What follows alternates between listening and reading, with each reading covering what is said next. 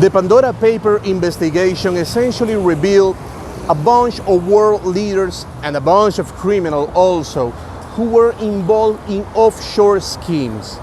Among the world leaders who were involved in these types of operations, there were many former presidents of Latin America, but there were also current presidents of this part of the world. The three presidents in question were the president of the Dominican Republic, Luis Abinader, the president of Chile, Sebastián Piñera, and the president of Ecuador, Guillermo Lasso. Once their names were revealed in these Pandora Papers, many started to think which could be the political consequences of this case, of this issue, of this particular situation. So the truth is that we're talking about a wide variety of scenarios on each of these presidents. On the one hand, if we're talking about Sebastián Piñera, I mean, nothing else can happen to him. He's essentially in the last episodes of his presidency. He's already in his last months of the presidency, of his second presidency in Chile. He has already suffered incredible political crisis which erupted in the famous Chilean protest. And of course, his image and his political parties are at historic lows, essentially. So this situation is only beneficial to Chile's left-wing presidential candidate, Gabriel Boric, which has always claimed that the problems that Chile is experiencing are essentially to blame on the private sector and on the country's right wing, which is essentially everything that Sebastián Piñera represents, everything that his party represents.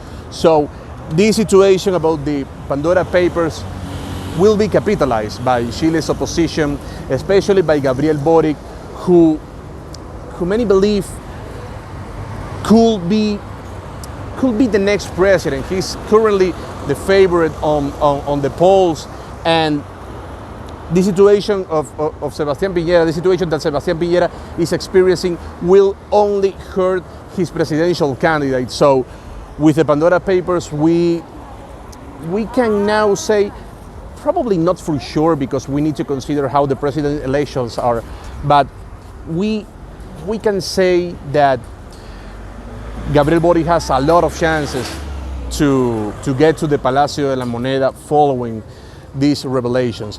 On the other hand, the situation of Luis Abinader in the Dominican Republic, we can say is probably quite the opposite. After all, he just have a couple of months since he became president. He doesn't have too much time on the country's presidency, and currently his popularity numbers are a little bit stable. So of course this situation will definitely represent a blow, but not exactly an impressive amount of damage as we can see with Sebastián Piñera. Naturally, there will be a couple investigations, and depending on the findings, everything could get worse. However, it is actually quite difficult that this could evolve to watching the current Dominican Republic president being in jail. That's actually quite difficult. Of course, the political opposition will capitalize this situation for the next election. So it is bad news for Luis Abinader, but not exactly as the case of Sebastián Piñera.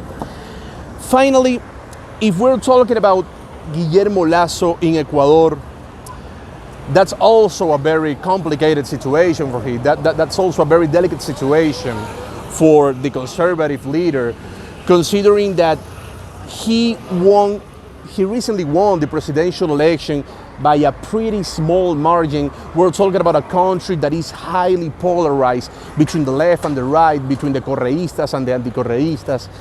And we need to remember that Ecuador suffered a massive widespread protest against former President Lenín Moreno, and we can say that tension remains high in this part of the world. So this revelation in the Pandora Papers, the fact that Guillermo Lasso the fact that his name was on these Pandora Papers could represent a very ugly situation for him, because his popularity is not exactly high. His presence on the presidency is not exactly totally stable, especially because of his popularity. The fact that his popularity is not exactly high, the fact that the opposition is quite huge, the fact that people in Ecuador remains angry for the situation that the country is experiencing, especially after the COVID pandemic.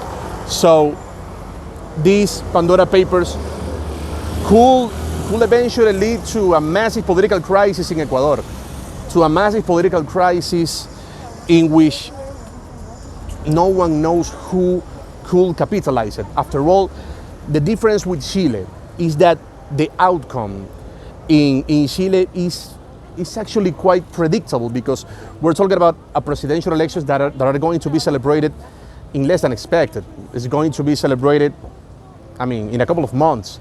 So that is going to be like a very predictable outcome. But in Ecuador, it's quite difficult because we don't have a presidential election anytime soon. So we could be at the brink of another widespread crisis in this part of the world.